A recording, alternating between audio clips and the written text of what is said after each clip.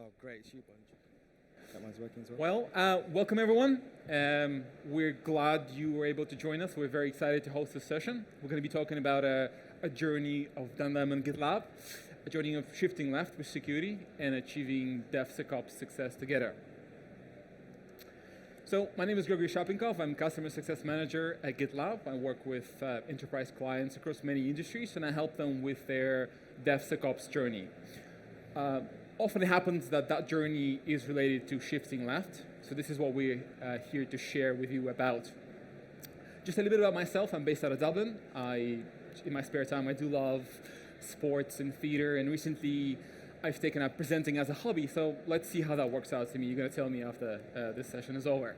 Today I have my partner, my friend, my client, Chintan Parmar. So he's going to be sharing a lot about Dunham's shifting left story, what worked, what didn't, what were the challenges. So very exciting to hear from him. And over to you to introduce yourself. Cool. Thanks, Greg. So hey, I'm Chintan Parmar. I'm Principal Platform Engineer at Dunham. I've been at Dunham for about 3.5 years, and my job is to look after all things cloud, and myself and the team provide an enablement capability to the rest of the tech teams. So what is there to know about me? In my spare time, I like to cycle. Over the last few years, I've done the Prudential Ride London 46 and the 100 miles as well. And I think a lot of you will be able to relate. As an engineer sitting behind the desk all day, some of you might experience some back pain. So recently I've started to take up yoga, and it's starting to help. I'm glad. Don't have to carry you on stage. So that worked. So the way this is going to work, I'm going to introduce shift left and to just talk about what it is, what it's not, interesting statistics from the industry. Then we're going to hand it over to Chintan just to for him to share kind of around their success.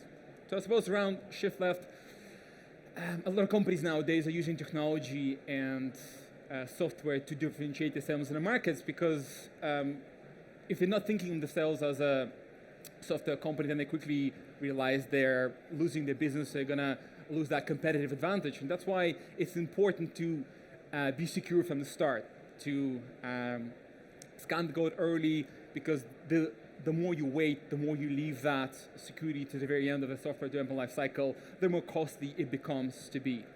So, and that opens up to unnecessary security risk as well. So we want obviously to shift left, and in the additional models, what you're seeing on the screen, security is often left at pre-production or when the code is released in production. At that point, it's already too late. It's already very costly. It takes a lot of heroics from all the teams around to put out the fires. And what we want in that shift left is to scan the code at the point of commit, at the point of code creation, so that way it's much cheaper, much easier to remediate it. So that, in essence, is shift left, to scan the code in the software development kind of a life cycle as early as possible. Now, IBM Science Institute has provided with interesting data around how much it costs to remediate bugs, vulnerabilities, and it is 100 times more expensive to do so once the code is in production. What does that tell us? It's much cheaper to shift security left and do it at the design, implementation, and testing, because in testing it's 15 times more so, implementation 6.5. It's also be interesting to look at the data if there was something around time wasted when that happens as well. We actually weren't able to find anything. Now that we understand a little bit about what shift left is, I just wanted to talk about what it's not. And I guess whatever gets developers out of their productive zone, out of them working efficiently, does not help with the shift left philosophy. And that is asking developers to rank and triage vulnerabilities. I've seen this firsthand with one of my customers as well. Interpret the results, set up the scanners, and just get out of that traditional workflow. So whatever, if you're seeing this, whatever gets them out of that kind of a productive zone, that does not help the shift left. And this is by no means an exhaustive list. This is just some of the things that I've seen myself. So shift left responsibility. So who owns that responsibility in a company in the software development lifecycle, right? So GitLab did that survey in 2022, and we've asked developers security, so who owns security in your team? And developers said, hey, 53% of us, we own security. And then operations said it's 48% of us that we believe we own security. But I only agree with a security that said it's everyone's responsibility. As an example, I personally think it's my responsibility at GitLab not to click on the phishing emails, but at the same time, the security team at GitLab needs to teach me how to know to do it, and also I secure my laptop when if I do, because that happens. Not proud to admit it, but that does happen. I was very sleepy that day. So now, the shift left flow. This is a zoomed version of a recommended GitLab flow in the software development lifecycle. And what we're interested here in that code commit, during that part, the CI pipeline runs, and during that process, you would want a set of security testing capabilities to be running in your pipeline. SAST, DAST, all the fuzz testing, all those security scanners that you have, doesn't matter. You have them open source, you have other enterprise solutions out there. And what we would want is we want to give the feedback to the developer as soon as possible. We do not want to wait for 3 months. That's what we're seeing a lot out there. When the feedback is provided to the developer and then they have to switch context, they don't remember what it is they worked on. So we need to provide them that same day, hopefully, not 3 months before. And then as hopefully there's one platform, there's lesser tools because it's very difficult to shift security left. And there's a lot of tools. And what I'm seeing a lot out there is security is done in a spreadsheet. It's taken from one place, passed on to the other, and it's very difficult to know who did what and where. And I'm asking my clients, do you know if anything happened, who acted on it, right? It's very little response to that. Yeah, we don't know. So scanners need to be automated. Developers don't have to think when and what, when to run. And the security team, as what you're seeing there on the left-hand side, security team needs to be involved. They need to be part of it. They need to be part of the solution. They cannot sit outside of that process. So comprehensive scanning solutions. What you're seeing over here is just a list of what at least GitLab offers, but that is by no means an exhaustive list of SaaS, DAS, container scanning, license compliance, what have you. So the point here is being, you need to have a comprehensive list of scanning solutions in an automated way being run at every commit by developer. And they don't have to think when to run them, and they don't have to interpret the results. And I think at the heart of it, you would want the vulnerability management. Some sort of place where everyone can look at the vulnerabilities, triage them, and resolve them. It needs to be transparent. There needs to be one platform, at least, to do that. Like I said, very difficult to do security if it's all spread out somewhere in 10 tools. So, shift left movement. Every year, GitLab does a survey. It's quite interesting, and we're asking security teams to comment whether they're embracing shift left mentality or they're still thinking about it. So this number is increasing. At 50% of security team members have said we're either embracing it, already embrace it, or embracing it this year. And 43% are thinking about doing it when prepared for that future. So I think the shift left movement has already started. It's not a new term. It's not a new thing. It's been out there for quite a while. So if you wanted to scan the code and take a look at the survey, it's quite interesting to see the data yourself. And I suppose the benefits, right? When you shift left, it's not only technology, it's a cultural shift, it's a process shift. There's a lot that goes in there. I'm going to hear from Chintan in a moment. But I think once you accomplish it, you'll be able to scan all the code. You'll be able to scan it often. It should be seamless for developers because there'll be lesser tools. You'd be collaboratively working with dev, security, and operations on the same page. And as a result of that, you're going to have simpler governance policies. And what we heard from another client of ours, UBS, the auditors are very happy because everything's one place. It's very auditable, very trackable, and visible. So I think that's all I wanted to cover, just to set the scene, to kind of describe what shift left is, what it's not. And now I want to give it over to Chintan to share your story. Cool. Please. Thanks a lot, Greg. Cool. So first of all, just thanks, Greg, for setting the scene of what shift left actually is, how it actually works for security specifically, and then also some great statistics from the industry as well. So thanks for that. So first of all, I just wanted to set the scene of who Denham are. So Denham are a home furnishings retailer. We have about 179 stores across the UK and our Denham.com e-commerce platform. About 4 years ago, we embarked the journey to go from a monolithic architecture to re-platform to a serverless architecture. And this is just a quick preview of what our website looks like today. So I just wanted to set out what our mission statement was first for our re-platform. When we went from monolithic to serverless, we want to rewrite and re-platform the e-commerce platform using serverless technologies, using a microservice architecture. Sounds simple, right? But it isn't. There's quite a lot of organizational change that happens under the hood. There's quite a lot of shift in terms of what technologies we're using, but also, most importantly, there's a shift in how we use those technologies as well. The business, Denham as a business, had a big appetite to do it. We took some risks along the way. It's quite ballsy to say that they wanted to do it. as tech and as the business, we said, let's do this, and we said, let's go serverless. And now I just want to talk a little bit to the story itself of our journey. I'm not going to spend too long on this, but essentially, in August 2018, we started to cut code. We said, right, let's consolidate our tooling, let's choose a new programming language, let's work with our partners such as AWS, and start our rewrite of Dunham.com. Fast forward a little bit to October 2019. We then went live with that serverless platform. A bit of an anecdote from myself. I joined in August 2019, but I was very much there for the go live. And we had 2 war rooms set up, one in our Syson office, one in our London office. I've got a few colleagues here today who can attest to that. We had 24-hour cover from quality, business analysis, engineering, and all the other tech teams. We flipped the DNS, we went live. 1 hour went by, 2 hours, 3 hours, and it just worked. There were no problems, and I think that's a huge testament to all the work that we'd put in beforehand and all the load testing that we were doing, and all the work that the tech teams had put in. So a huge hats off to them. Fast forward a little bit more to March 2020. We all know what happened. The coronavirus pandemic hit. All of our stores closed, and suddenly 100% of our sales were being funneled through the website. Of course, that meant an increase in traffic. So as AWS Serverless Technology says on the tin, it did exactly what it was meant to. It scaled without a breeze. It had no qualms, no problems, and the e-commerce platform had no problems whatsoever. Some underlying systems might have, but the e-commerce platform worked. So what were some of our challenges before we went serverless with our monolithic architecture? So we had a mismatch of technologies. We had a mismatch of platform tools as well. So we were using, I'm not going to give all the examples, but we were using a lot of different programming languages. We consolidate that down to 1 or 2, such as Node.js or React for the front end. And then we also consolidate on our observability, infrastructure as code, and CDN technologies as well, which helped bring in some efficiencies across our teams. We moved our teams away from component teams to outcome-based teams, which actually removed some of the dependencies and silos of knowledge that we had between teams. We were using technologies such as Jenkins to deploy at the time, so each team was building their own pipelines in different ways, which meant for an inconsistent build and deploy process.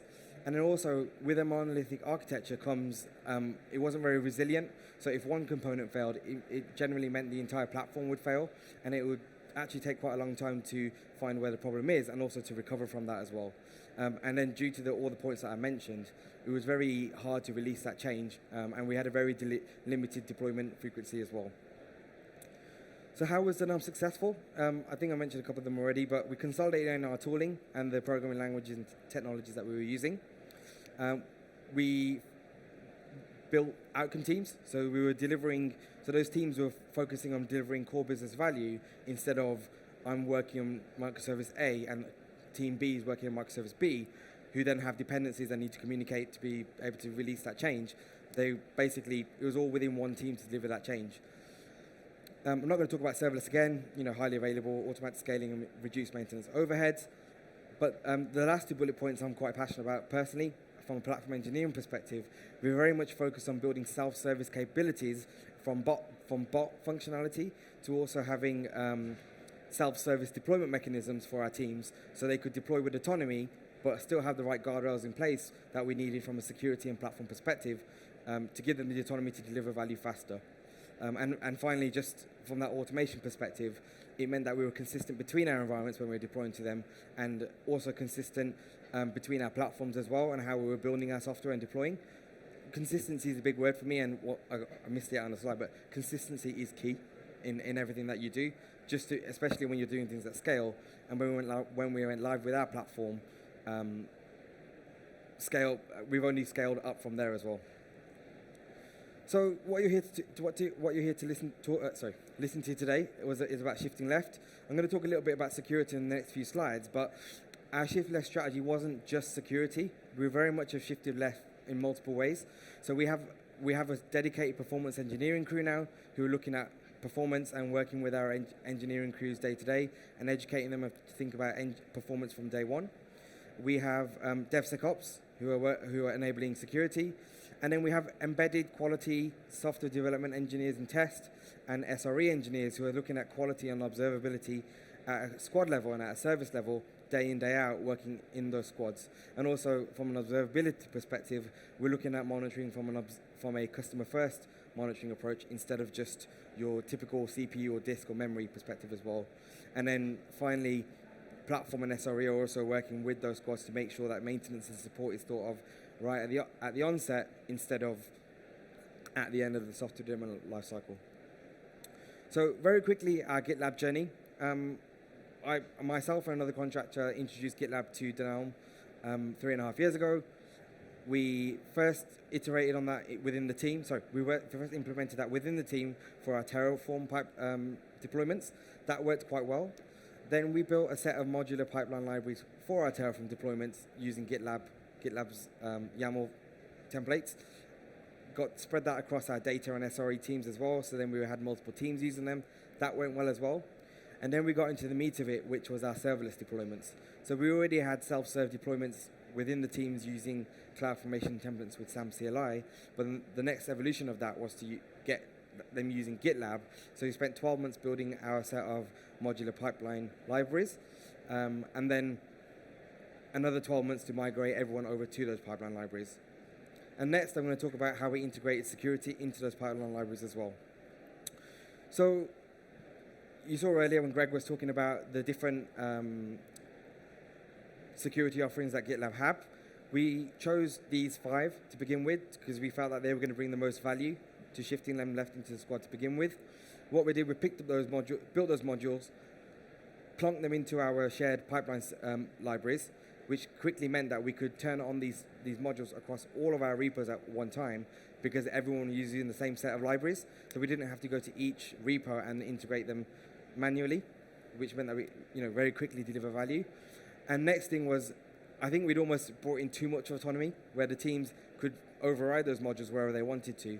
So we had a chat with GitLab and said, right, how do we make these mandatory? Then they recommended their compliance framework to make sure that we could make those stages mandatory in all of the pipelines across the technology. So what was the next stage after that? For shifting left, this was when the True Value came out. So we'd implemented those modules, made them mandatory, but this is where the real power came in from GitLab and actually shifting left, where GitLab had out-of-the-box compliance dashboards, vulnerability dashboards, and security dashboards, which gave our engineering teams the data and the dashboards that they needed to be able to truly own security at a service and platform level to be able to remediate those. And then because we were running those scans at each commit, they very quickly could see if they were introducing any new vulnerabilities and if they needed to upgrade any packages to be able to make sure that we were compliant. And finally, let's say, for example, you were working on a feature branch and you're introducing a new package, if there was a critical vulnerability that was being introduced on that branch, very quickly that would spin up a new MR approval rule to say, this MR needs to be approved by DevSecOps before it can go into main or master, which means that they can't go into production without that approval from DevSecOps. So we've got the autonomy, but we've also got the guardrails needed by DevSecOps to ensure that we can stop any critical vulnerabilities going in. So next, just a few more things that we did outside of GitLab. We started to do rapid risk assessments for new features and new services going live, which meant that we were involved a lot earlier in the software development lifecycle. DevSecOps, again, they were involved very much at design stage of our new services and new features. And we have technical design reviews, and you have all of tech, but DevSecOps are in there as well. Next thing is that we started a security champions initiative, and that's very much still in its infancy, but it means that we've got stewards that are thinking about security all the way across tech, because security is everyone's responsibility. And finally, this is something that we're doing this week, a new initiative, the Secure Code Warrior initiative, where essentially it's a bit of a hackathon style, where developers are given a challenge and they're looking to see how they can secure that code that we're trying this week. So finally, just to summarize, going back to Greg's slide, you've heard us talk about what shift left is, how we did it for security, how Denelm have done it, but we're very much, Denelm is a success story of how we have shifted security left. We are scanning code, all code every time. It's a seamless experience for developers because platform DevSecOps have integrated that into the pipeline modules. We're using a single platform, the DevSecOps platform, which is GitLab, to be able to do that. developers' requirements are taken into account. You've got security, DevSecOps, and ops from the platform perspective involved in that process all the way. You've got simple governance policies that are written out of the box from GitLab, but we've added our own spin on top of them as well. And finally, our compliance auditors are happy as well, because we're thinking about security all the way across the software development lifecycle, and our internal InfoSec are also got visibility of that as well. So thank you very much for listening to us today. I'm going to open up the floor to, we've got about 5 minutes for questions. If you don't get anything in here, come and have a chat with us outside, or feel free to catch us on LinkedIn. Thanks a lot. Yeah, thank you, everyone. Thank you for coming. So. Any questions? Anyone wants to be brave? Go first. Yes. Do we have a microphone, please? Yeah, just in a second. Sorry, try and call you water. Thank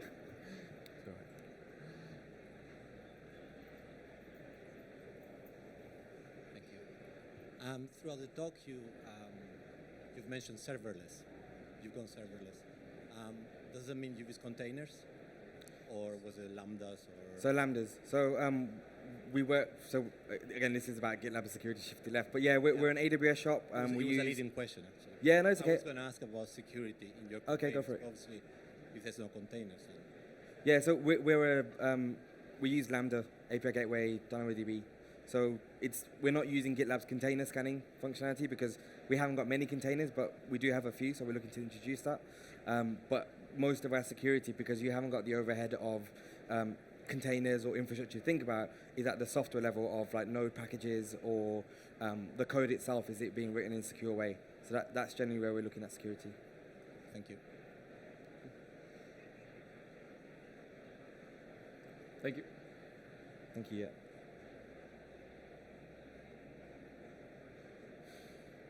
Hi, so you talk a lot about how you moved from multiple toolkits into a single or kind of like a double way of working. That's quite a big change for an already established business, right? So what sort of resistances did you have within the team, and how did you overcome those in kind of moving from a spread out stack to essentially quite a tight coupled one? Yeah, so I'll go back to what I said before. We had, the change has to come in from the top bottom. You can't start with developers and trying to convince people. It was very much a fundamental shift within the business mindset to say, right, we're going to do this. They were ballsy. Sorry for my language, but they had the appetite to do it. They said, right, we're going to do it. There was definitely pushback. There was a lot of mindset shifting. There was a lot of conversations to be had of, right, we need to start delivering MVP, minimal viable product first. We had to figure out how we were going to do serverless, so leveraging those partnerships that we had with the likes of AWS, Datadog. There was a lot of hard work put in to be able to get to where we were, but happy to have a further chat outside of this. Cool, thanks. Okay, thank you. Got a couple of more minutes if anyone else. Hello. Hey. What about threat modeling? Where does that come into your SDLC? Sorry, I can't hear you properly. Threat modeling, where does that come into your SDLC and where does it come Threat modeling. Cool. I can't answer that question, but our principal DevSecOps engineer is here today, and his name's Jan and he's here. So if you want to ask that question just outside to him, I'll let him answer it. All right. Sorry.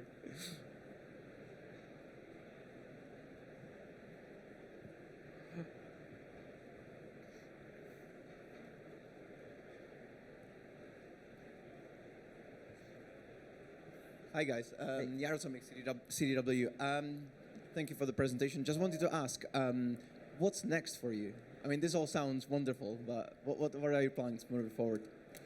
Okay, cool. So, as I said, we've implemented all of this. It was very much a journey over the last few years. We've got all these dashboards now, so we've got a lot of data. Are we 100% like no criticals, no highs across the board? No. So that is what's next. So we've got the security champions, just continuing to educate our developers. So the nirvana is every single developer understands exactly what it means to secure your code. But I think it's just shifting. So we've got all the data. We've definitely got the initiative to do that. But it's getting, we've got 15 to 20 development squads. So getting everyone at the same level, maturity level, to think about security and getting them all doing things in the same way. I think that's probably what's next. And also pushing our partners to see what's next as well from a security perspective. There's still not all the security tools that they've adopted, so there's a lot of work around that as well. So yeah, so we're not using API fuzzing at the moment, container scanning, and there's a couple of other bits that from the slide that Greg showed. So we've done most of it, not all of it. All right, I think that's about time. So thank you, everyone. Thank you for coming. Cool. Thanks, guys. Appreciate you. Thank you so much.